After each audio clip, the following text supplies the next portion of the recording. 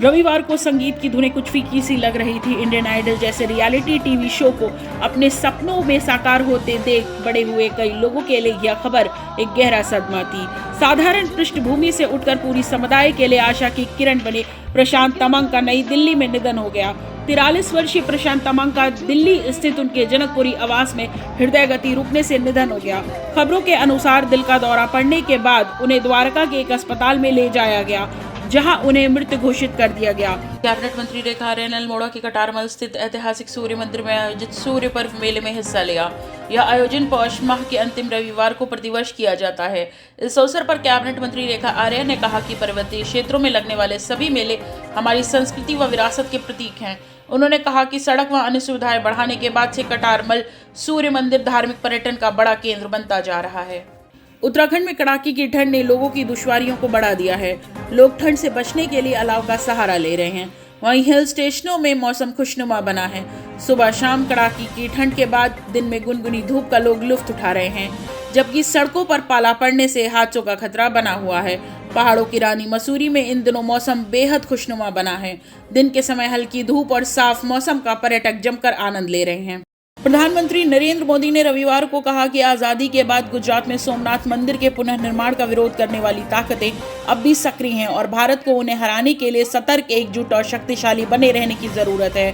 उन्होंने कहा कि सोमनाथ का इतिहास विनाश और पराजय का नहीं, बल्कि विजय और पुनर्निर्माण का है। उन्होंने कहा कि समय का चक्र है जिसके तहत आतताई अब इतिहास के पन्नों में सिमट गए हैं, लेकिन सोमनाथ मंदिर आज भी शान से खड़ा है।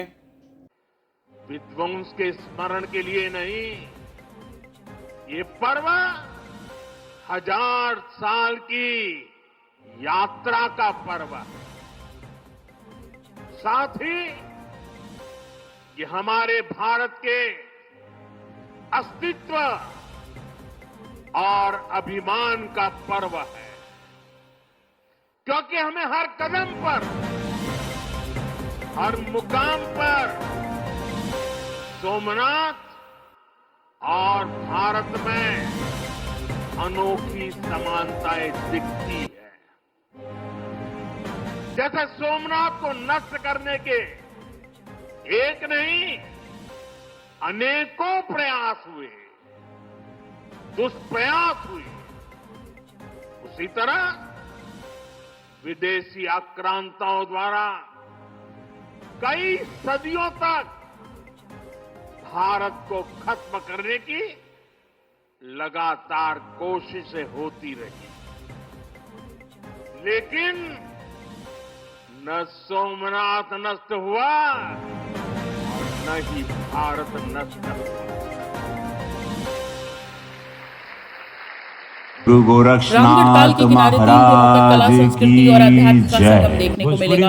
रविवार को गोरखपुर महोत्सव का चंपा देवी पार्क में आगाज हो गया। महोत्सव का शुभारंभ पर्यटन एवं संस्कृति मंत्री जयवीर सिंह ने दीप प्रज्वलित कर किया। इस दौरान सांसद रवि किशन, मेयर के अलावा और जनप्रतिनिधि, वरिष्ठ प्रशासनिक अधिकारी, कलाकार मौजूद रहे। महोत्सव में इस बार लोक संस्कृति के साथ साथ विज्ञान प्रदर्शनी को भी प्रमुखता दी गई है। इस दौरान सांसद रवि किशन ने अपने अंदाज में सीएम योगी आदित्यनाथ का धन्यवाद किया। माता की जिला का नाम करा और गर्व करो कि आप गोरखपुरिया हैं, गर्व करो आप गोरखपुरिया हैं। कल यहाँ पर लाखों लोग आए, भीड़ बहुत होगी। आज गोरखपुर को अद्भुत बना दी है, अद्भुतम बना दी है, अद्भुतास बना दी। यह सोच के साथ आप लोगों का स्वागत है। अंकिता भंडारी हत्याकांड में वीआईपी को लेकर चर्चा में आई उर्मिला सनावर ऑडियो प्रकरण में जांच को आगे बढ़ाने के लिए एसआईटी जल्द ही उर्मिला सनावर और सुरेश राठौर की आवाज के नमूने लेने की तैयारी में है। संभवतः सोमवार को इस संबंध में कोर्ट में प्रार्थना पत्र दिया जा सकता है। वहीं उर्मिला और सुरेश राठौर का मोबाइल फोन जमा करने के लिए विवेचक की ओर से कोर्ट में दाखिल किए गए प्रार्थना पत्र पर अभी सुनवाई नहीं हो सकी है। इंटरनेट मीडिया पर प्रसारित हो रही उर्मिला सनावर और पूर्व विधायक सुरेश राठौर की बातचीत की ऑडियो क्लिप भी चर्चित अंकिता भंडारी हत्याकांड को लेकर कथित वीआईपी का जिक्र आने के बाद दोनों के खिलाफ हरिद्वार और देहरादून में 4 मुकदमे दर्ज हुए हैं। चलिए आपको बताते हैं ऋषिकेश में घटी ये रोचक घटना। ऋषिकेश में किस तरह से मजदूरों को बब्बर शेर ने छुट्टी दिलवाई। यमकेश्वर विकासखंड के माला गांव में हाल ही में बब्बर शेर देखने का दावा किया गया था। बताया जा रहा था कि गांव में स्थित पतंजलि के धन्वंतरी धाम में निर्माण कार्य कर रहे मजदूरों ने बब्बर शेर को देखा है। जब जांच पड़ताल की गई तो वीडियो एआई से बना पाया गया। ठेकेदार ने श्रमिकों को छुट्टी नहीं दी तो मजदूरों ने एआई से बब्बर शेर का वीडियो बनाकर सोशल मीडिया पर वायरल कर दिया। वहीं किसी ने पतंजलि के आचार्य बालकृष्ण के सोशल मीडिया अकाउंट पर भी इसे वायरल कर दिया, जिससे वन विभाग भी सख्ती में आ गया। जांच में पता चला कि काम से छुट्टी न मिलने पर मजदूरों ने यह कारनामा किया था। ऐसे में एआई बब्बर शेर को ढूंढने के लिए वन विभाग सवालों के जंगलों में भटकता रहा। अपने शहर और प्रदेश से जुड़ी तमाम खबरों के लिए देखते रहिए आनंद समीक्षा डिजिटल।